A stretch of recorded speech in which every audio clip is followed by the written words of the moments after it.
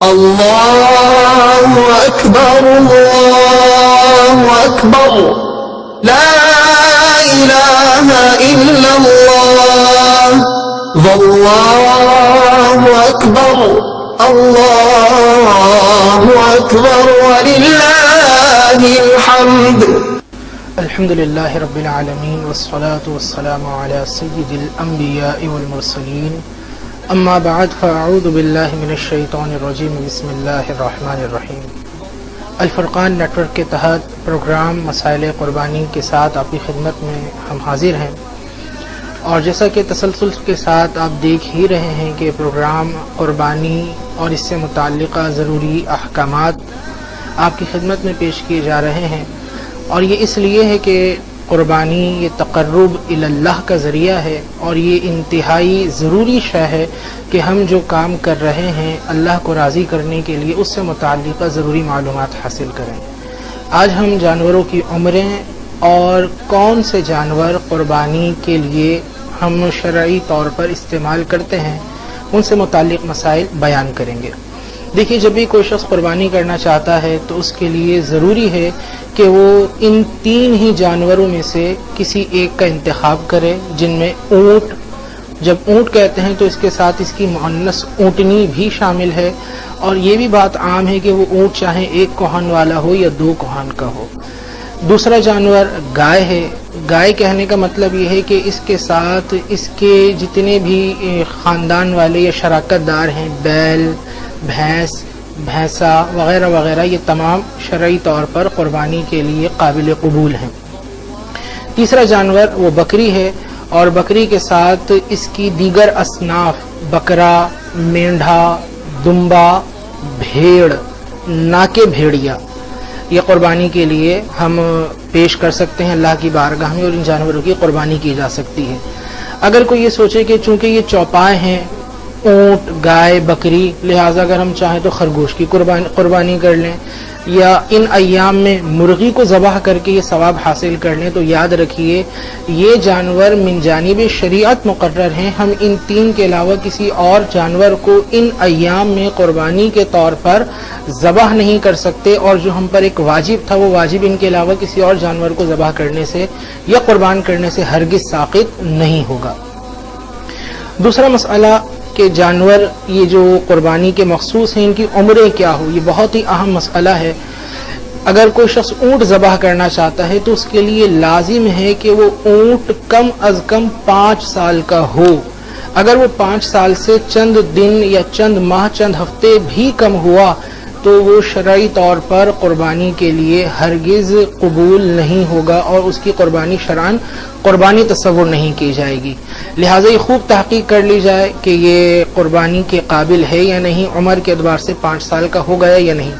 آج کل دیکھا گیا ہے کہ لوگ چاہتے ہیں کہ بڑا جانور ہو، اور جب ہم لے کر آئیں اپنے علاقے میں، اپنے گھر کے باہر باندھیں تو لوگوں کا رش ہو جائے، اور اس کو فیس بک پر اس کی پکچرز اپلوڈ کرتے ہیں، تو پھر بعض اوقات اونٹ وہ 1 سال 2 سال کا لے آتے ہیں، اور وہ لاکھ روپے 1.5 لاکھ روپے خرچ کر کے سمجھتے ہیں کہ ہم نے اللہ کو بھی راضی کر لیا، لوگوں کو بھی خوش کر لیا، حفظ نفس بھی حاصل ہو گئی۔ حالانکہ وہ نادان یہ نہیں جانتے کہ یہ جو 5 سال سے کم عمر کا اونٹ لے کر آئی، یہ تو قربانی کے قابل ہی نہیں ہے۔ تو اونٹ میں کم از کم عمر 5 سال ہونی چاہیے، اور اگر 5 سال سے زیادہ کا ہو تو نور علی نور، بہت اچھی بات ہے۔ اگر کوئی گائے ذبح کرنا چاہتا ہے تو اس کے لیے کم از کم عمر 2 سال ہے۔ لہٰذا اگر کسی نے 2 سال سے کم کی گائے اور اس سے متعلقہ جو بیل، بھینس، بھینسا وغیرہ ہیں قربان کیے، تو یہ شرعی قربانی تصور نہیں کی جائے گی۔ ضروری ہے کہ ان کی عمر پورے 2 سال مکمل ہو چکی ہو۔ اب ہماری یہ مسئلہ یہ ہے کہ ان جانوروں کی عمروں کو جاننے کے لیے دانتوں کو معیار بنایا جاتا ہے۔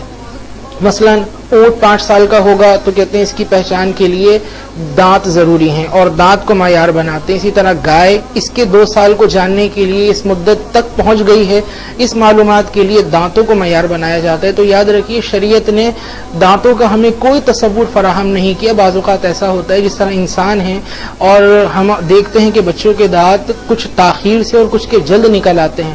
کچھ بچے 8 مہینے میں دانت نکال لیتے ہیں، کچھ 1.5 سال میں دانت نکالتے ہیں۔ اسی طرح جانوروں کا بھی معاملہ ہے کہ ان میں بعض کے دانت 2 سال کے اندر آ جاتے ہیں، بعض کے 2 سال کے بعد آتے ہیں۔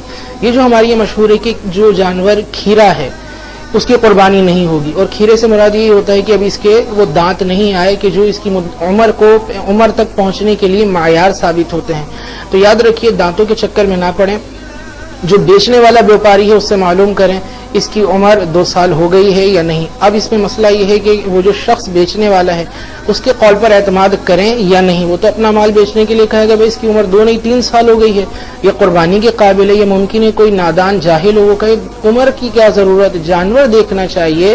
یہ گائے ہے، اونٹ ہے، بکری ہے، آپ لے جاؤ، اللہ قربانی قبول کرنے والا ہے. آپ بتائیں 2 سال ضروری، 5 سال ضروری، اللہ قبول کرے گا. تو ایسوں کی باتوں میں ہرگز نہ ہے. پہچان کے لیے اس سے معلوم کریں، کچھ آپ کو معلومات ملے. پھر اطراف میں اگر آپ منڈی میں ہیں تو لوگوں کو دکھا کر آپ معلوم کر سکتے ہیں کہ اس کی عمر کیا ہوگی. تو وہ چونکہ اپنے اس کام میں ماہر ہوتے ہیں اور وہ یقیناً آپ کو یہ معلومات فراہم کر دیں گے کہ اس کی عمر کیا ہے، یہ قربانی کے قابل ہے یا نہیں. اس جانچ کے بعد جانور کو خریدا جائے، لیکن دانتوں کو معیار نہ بنائیں. تیسرا جانور وہ بکری ہے.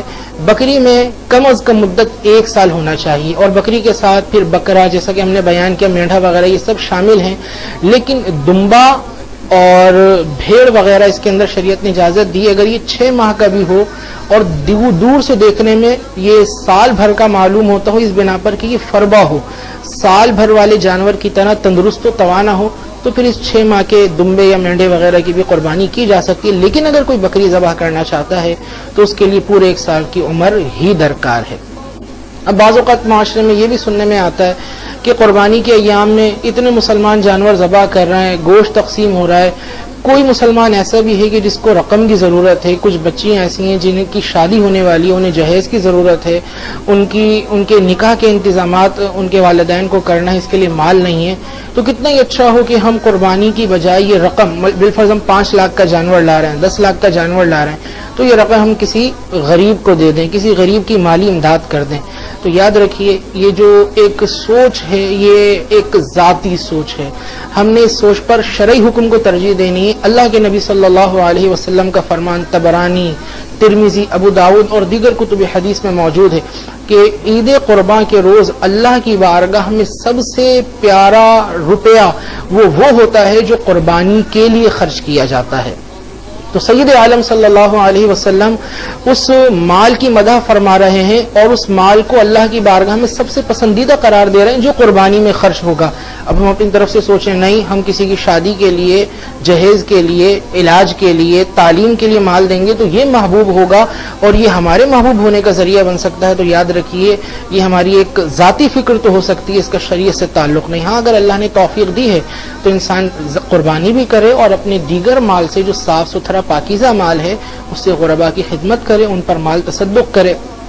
اور اگر کوئی یہ اور اس میں بالخصوص یہ فرمان بھی یاد رکھنا چاہیے، اللہ کے نبی صلی اللہ علیہ وسلم نے اپنی پیاری شہزادی حضرت فاطمہ الزہرا رضی اللہ عنہا کو فرمایا کہ میری بیٹی آپ قربانی کے جانور پر حاضر ہوں اور آپ کھڑی رہیں، اس لیے کہ اس جانور کے خون کے پہلے قطرے کے گرنے کے ساتھ ہی اللہ تعالیٰ پچھلے گناہوں کو معاف فرما دیتا ہے.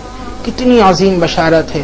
اور یہ بشارت عید قرباں، ایام قربانی، ایام نحر میں اور مالوں کو خرچ کرنے پر نہیں بلکہ اپنے مال کو، جانور کو ذبح کر اس کا گوشت مسلمانوں میں تقسیم کر دینے پر، اپنے اہل و عیال کو کھلا دینے پر اللہ کے نبی بیان فرما رہے ہیں. تو ہمیں چاہیے ہم جب قربانی کریں، جانور لینے جائیں تو ان کی عمروں کا خیال رکھیں، کون سے جانور قربانی کے لیے ہیں اس پر بھی ضرور غور کریں. اور اگر یہ فکر اور یہ وسوسہ آئے کہ مال قربانی کی بجائے راہ خدا میں دے دو، قربانی نہ کرو، تو اس سے اپنے آپ کو بچاتے ہوئے خوش دلی اور اللہ کی رضا کو پانے کے لیے اچھا جانور، بہترین فربا، قیمتی خوبصورت جانور راہ خدا میں یہ ذبح کیجئے. انشاءاللہ تبارک و تعالی روز حشر ہم اس کا بہترین اجر، بہترین بدلہ پائیں گے. اللہ تعالی ہمیں ان باتوں پر عمل کی توفیق عطا فرمائے. آمین. وآخر دعوانا الحمدللہ رب العالمین.